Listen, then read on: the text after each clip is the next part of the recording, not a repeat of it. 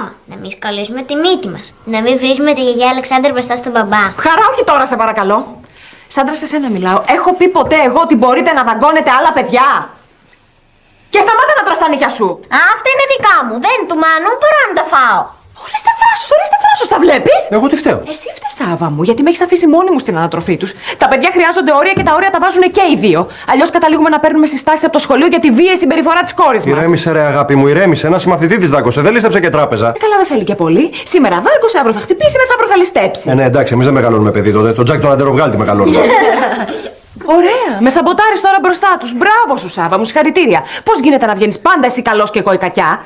Αν θέλεις να ξέρεις, αυτό δημιουργεί σύγχυση στα παιδιά. Εγώ μόνο εσένα βλέπω να συγχύζεσαι πάντως. Γιατί μόνο εγώ ασχολούμαι, μάλλον. Γιατί εσύ πάντα έχεις τη δικαιολογία έτοιμη. Δουλεύω. Αφού δουλεύω, τι θες να κάνουμε τώρα? Και τώρα δηλαδή αυτό θα έπρεπε να κάνω. Και όχι να είμαι εδώ πέρα να τα παρατήσω όλα για ένα σήμαντο περιστατικό. Ασήμαντο περιστατικό.